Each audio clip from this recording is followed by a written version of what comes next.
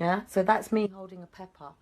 So if I take it to that angle, I don't know what you can see, but can you see my thumb, how almost smooth? That is just me literally holding a pepper. That's my thumb. So, and that's my fingers trying to hold in there. So I could actually have a thumb splint that, oh, I can't even get it out, that held my thumb there, yeah, and it would stop that. So can you see that?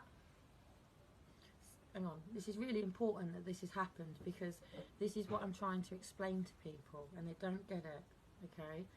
So watch my thumb again, right? So when my children are writing, yeah, so there, look. So I'm holding the pepper, push. So your thumbs would hold like that. Yours wouldn't do this. So I've already got it in my wrist here. Again, there you go. So that's me holding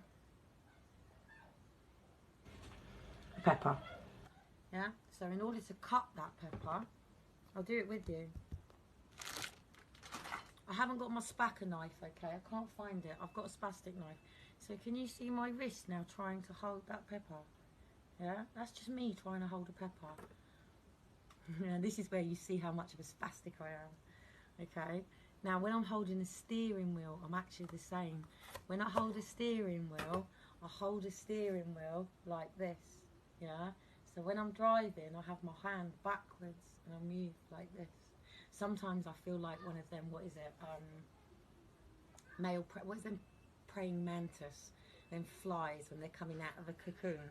So if you can imagine my hands and my wrists, yeah, I'll do it for you, push them into pressure. So if you can imagine me coming out and going, yeah, what you got to remember is I'll have to tell my body, right, ready, I'm stuck. I am now officially stuck. So I have to now tell my hands, watch. Yeah. So I want a camera, but I need a camera. Plaiting my hair, cutting my hair. My hands start fizzing and I start going, yeah. I would actually have seizures if I allowed it to happen, but I don't actually allow it to happen. I have it under control. So anyway, even just to cut, you can see how my fingers are pressing down. My screen's not very good, but I have to press down, very different, and hold. If you see me holding this, yeah, I can't hold it properly. My hand should be there. That should be there, yeah? And keep that just to give me a bit of a hand. There's all these things that I can be using, but they're so fucking expensive. And I had them all. I had them all. I had it all. It all. It took me years, but I had it all. I had it all.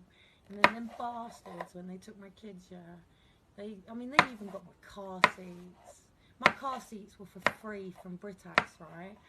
I wrote to Britax to say that I was struggling to get Aaron and Faith out of the car seat. Like, this is too low for me as well. I should be here. So I'm doing this to the camera, but I mean, I can still, you know, the camera's probably more doing that actually. But that's my knees. Now I'm not bending my knees. When I'm standing up, my knees are pressing back. I can probably even show you. Now my knees don't go back like a lot of people, but my knees shouldn't go back like that.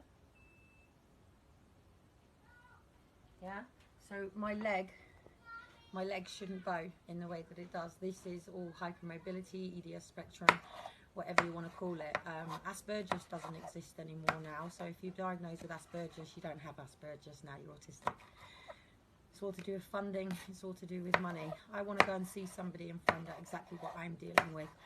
I'm not interested in what's on the box. I'm not interested in what is the percent of some people. I want to know exactly what I am dealing with, exactly what my challenges are, exactly what problems I'm having. Now, I know that as soon as I have the upright MRI, they will confirm that I have cranial instability. So as you can see, all this, imagine that in there. So imagine that going on in the back of my neck.